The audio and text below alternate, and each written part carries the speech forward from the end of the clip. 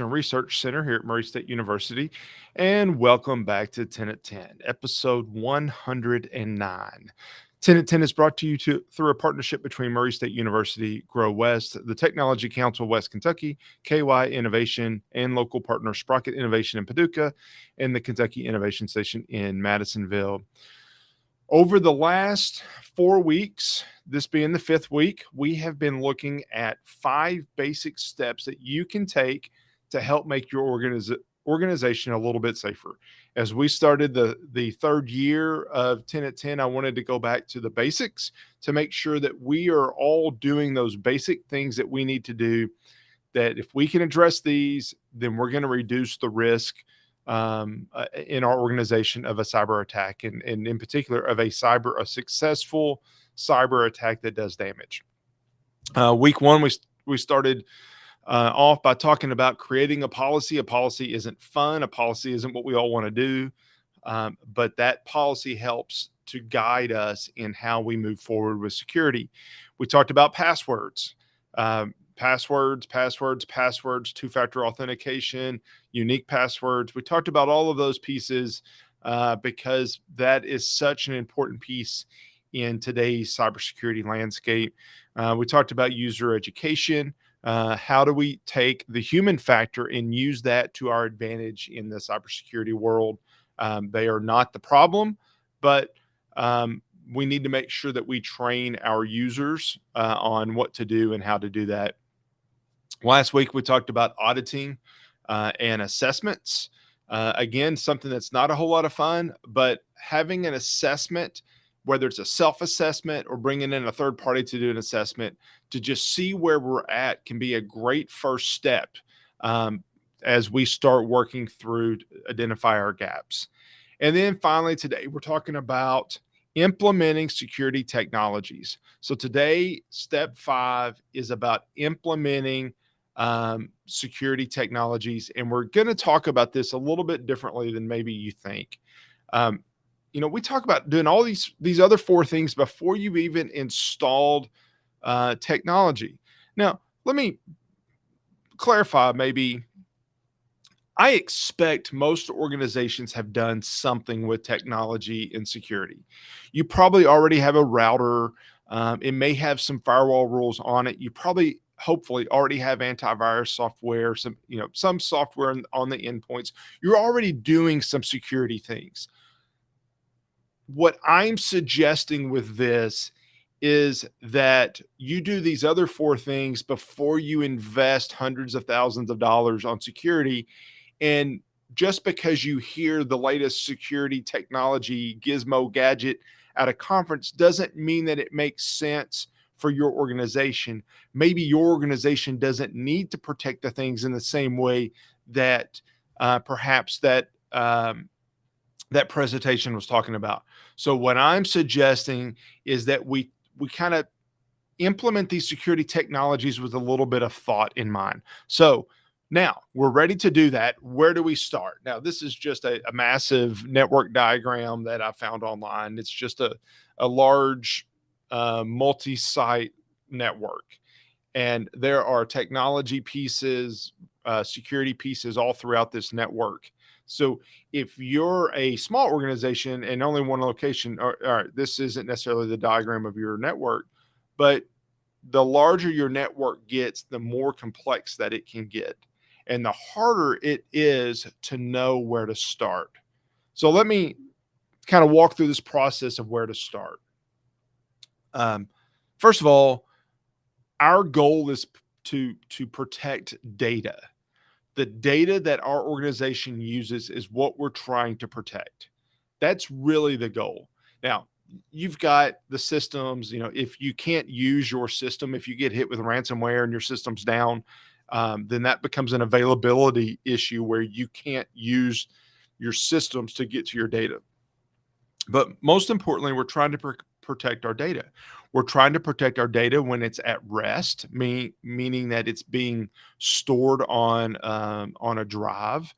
We're trying to protect that data in transit when it's being moved back and forth, and that sometimes can be hard to do. And actually, the hardest part is often when that data is in use. We can use encryption when it's at rest. We can use encryption when it's in transit, but we can't use encryption when it's in use because we need to be able to read the data to actually to do something with it. But if we're looking at how to protect our data, then we need to make sure that we protect it at all of these places.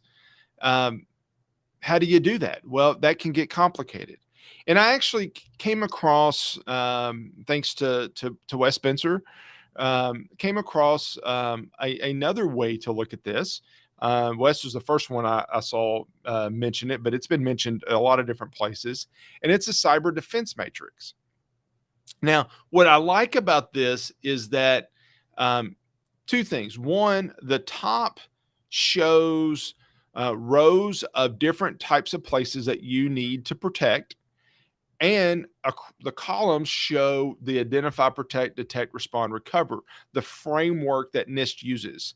So, really, what this is looking at is that if you can identify a way in each box that you're protecting your organization, then you're not going to have any gaps. So, how are you identifying a cyber attack on devices? You need to make sure you're able to do that. How do you detect a cyber attack on your networks? You need to be able to do that. How do you recover data from a cyber attack? You need to be able to do that. You can go through all of these boxes and actually identify how do you address each of these pieces. If you do that, then you probably have a pretty good start of how of protecting your organization.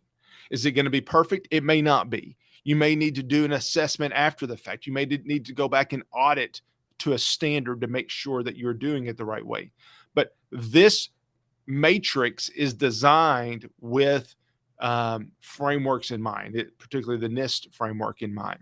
Now, the second part, the bottom part of this, and this I think is important to note as well. In order to have an effective cybersecurity strategy, it takes three components. It takes people, it takes technology, and it takes process. If you only rely on technology, then you're going to miss some of those other elements. You're going to miss the people, you're going to miss the process. If you only rely on people, then you're also going to have some gaps as well, because it's going to take technology and it's going to take processes. So this bottom graphic where it has the blue, red, and green is showing kind of how much in the identify column should it be technology and processes versus people. So what you can see is that it's heavier on the technology and processes than it is on the people. But when you get all the way over to the recover, it's heavier on the people and processes and less on the technology. You put all that together, and actually, let me go back and say, if you're looking at those columns, identify, protect is kind of before the attack. You're detecting the attack, you're detecting the breach. And on the right side of that, depending on how it shows up on your screen, is the respond and the recover. That is the after you've been compromised, after there's an attack, after there's a breach, after there's a boom. Often you'll hear it called right of boom. After the attack has happened, how do you respond and recover from that attack? Those are the pieces that are on the right side. So the identify is before, the recover is after, and you can kind of see that across the continuum. So before the boom, before the attack, it's a lot more technology process focused. After, it's a lot more people and process. In the detect, it's all three. I think it's worth noting that, and I think that's important. So I'm not going to tell you exactly what each box should be filled with, because it's really going to change. And I can tell you some products that go in each box and it might work well for you. But if you want a guide on how to implement technology, processes, and even people, this is a really good place to start and a really good framework to use. All right. So let me stop there. And maybe in the future, I'll go back and talk more about that matrix as well. But going back to technologies, which technology do you want to use? It really depends. And that's the part that it depends on your situation, on the data that you have, the sensitivity of that data, and the size of your organization. There's a lot of dependencies there. So each organization is unique. But these five things can make that organization, make your organization, make you safer. I highly recommend that you think about these. I highly recommend that you pursue these. If you want more information on how to implement these five areas in your organization, reach out to me. It's not my job to integrate technology, cybersecurity in your organization, but I certainly can help you get started and point you to resources that can help protect your organization. I encourage you to do that. I appreciate your attendance today. Thank you for paying attention. Thank you for listening in on 10 at 10, and I'll see you next week back here on 10 at 10. Thank you.